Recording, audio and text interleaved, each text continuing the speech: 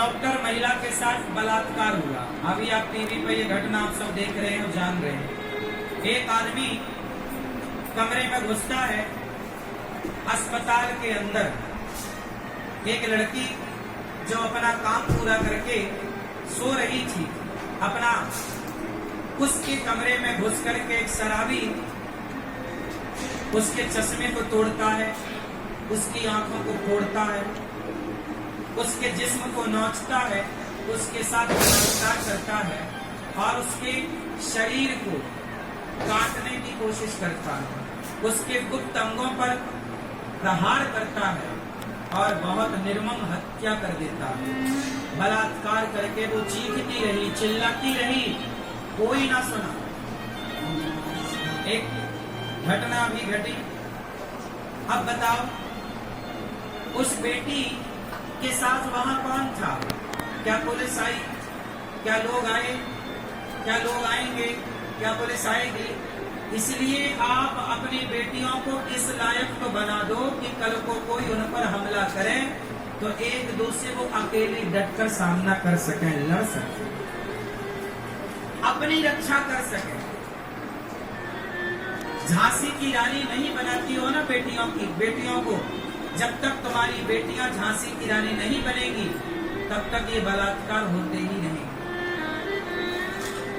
तुम कितनी भी डिग्रियां दे दो बेटियों को, पर डिग्रियों से सुरक्षा ना होगी। यदि डिग्रियों से सुरक्षा होए तो उस लड़की के पास तो डिग्रियां थी, वो तो ऑलरेडी सरकारी हॉस्पिटल में काम कर ही रही थी, लेकिन उसके साथ दुराचार हुआ।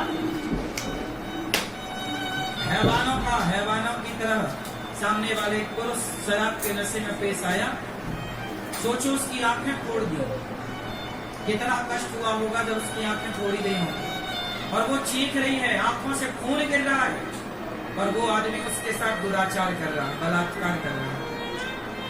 उस अवस्था में जब आंखें फूट चुकी हैं, उसका चश्मा लगता था उसे, चश्मे के बिना वो देख नहीं पाती थी। चश्मा गिर गया, चश्मा में एक मुटका मारा, एक घूंसा मारा तो चश्मा टूट गया। चश्मे के कांच आंखों के अंदर चले गए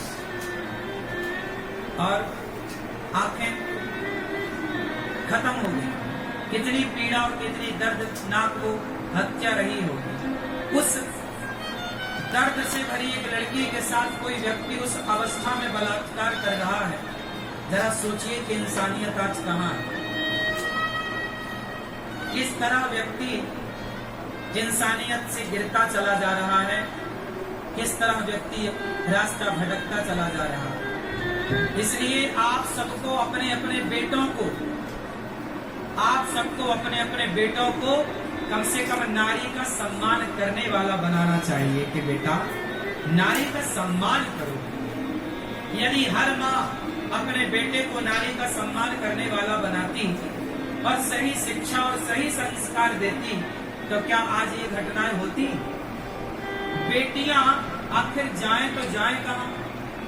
कमरे में हैं तो वो असुरक्षित, घर में हैं तो वो असुरक्षित, चौराहे में हैं तो वो असुरक्षित, फिर कहां जाएं?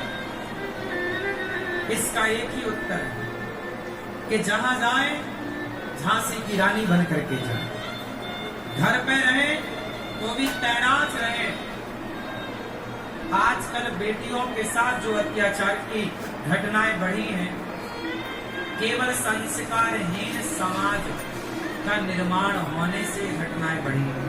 यदि हर बाप, हर माता अपने बेटों को संस्कार देते, राम कैसा संस्कार लेकर आए? राम के सामने भी एक महिला आकर खड़ी होती है, हमसे ब्याह कर लो। रावण की बहन सूर्पनखा, क्या राम जी ने उसे टच किया? वो तो ऑफर दे रही है कि हमसे मिलो, हमसे बात करो, हमसे विवाह करो।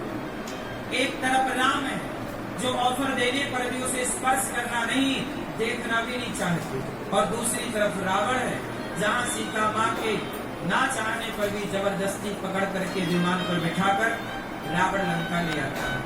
एक तरफ राम के संस्कार हैं, एक तरफ रावण के संस्कार हैं।